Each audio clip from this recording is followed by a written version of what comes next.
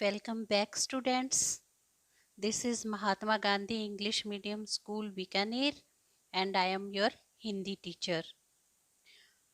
Class 6. Today we are going to read chapter 5 of your book, जिसका नाम है अक्षरों का महत्व, और इसके जो लेखक हैं उनका नाम है गुणाकर मुले. स्टूडेंट्स, अक्षरों का महत्व जो है ये पाठ एक निबंध के रूप में लिखा गया है.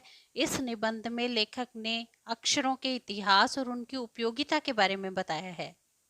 लेखक के अनुसार अगर अक्षर नहीं होते तो दुनिया किस हाल में होती, इस बात का वर्णन किया गया है. Let us start. अक्षरों का महत्व. अक्षरों की कहानी. यह पुस्तक अक्षरों से बनी है. सारी पुस्तकें जो हैं वो अक्षरों से बनी हुई होती हैं. तरह तरह की पुस्तकें और तरह तरह के अक्षर होते हैं. दुनिया में अब तक करोड़ों पुस्तकें छप चुकी हैं. हजारों पुस्तकें रोज छपती हैं और तरह तरह के अक्षरों में हजारों की तादाद में रोज ही समाचार पत्र भी जो हैं वो छपते रहते हैं. इन सब के मूल में ही अक्षर है. हम कल्पना भी नहीं कर सकते कि यदि आदमी अक्षरों को नहीं जानता तो आज इस दुनिया का क्या हाल होता.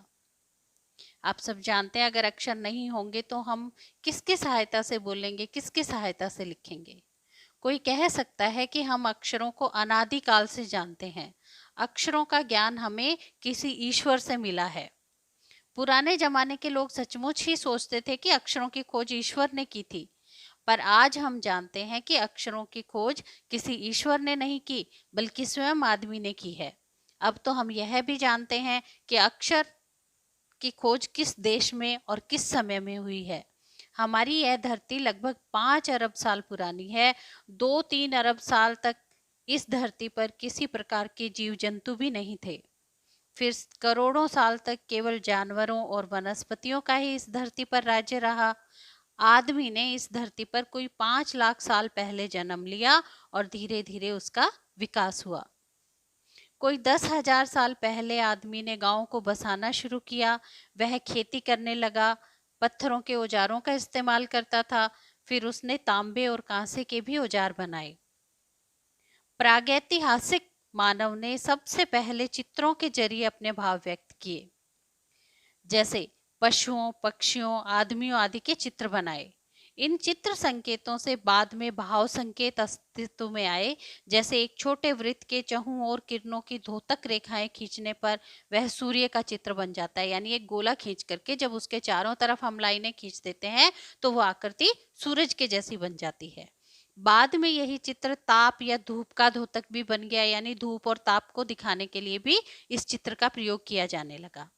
इस तरह अनेक भाव संकेत अस्तित्व में आए. भाव संकेत यानी कि अपने जो भाव हैं उनको समझाने के लिए जिन संकेतों का इस्तेमाल किया गया. तब जाकर काफी बाद में आदमी ने अक्षरों की खोज की. अक्षरों की खोज के सिलसिले को शुरू हुए मुश्किल से 6,000 साल हुए हैं. केवल 6,000 साल.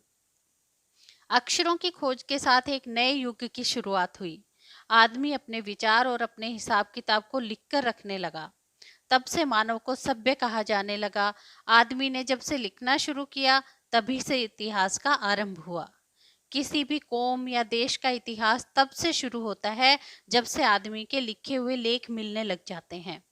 इस प्रकार इतिहास को शुरू हुए मुश्किल से 6,000 साल हुए हैं. उसके पहले के काल को प्रागैतिहासिक काल यानी इतिहास के पहले का काल कहा जाता है.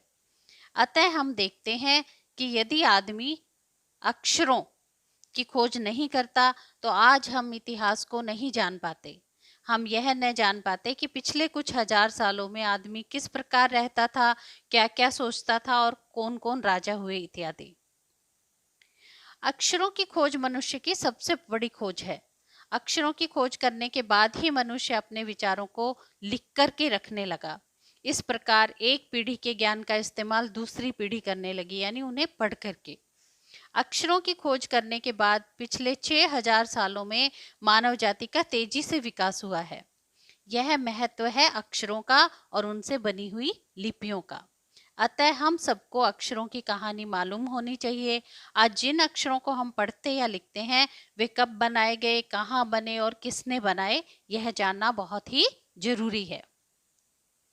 अब हमारे देश में जैसे हमारी मातृभाषा जो है वो हिंदी है, और हिंदी भाषा जो है उसको एक लिपि है जिसमें लिखा जाता है, और हिंदी भाषा की लिपि को हम देवनागरी लिपि के नाम से जानते हैं।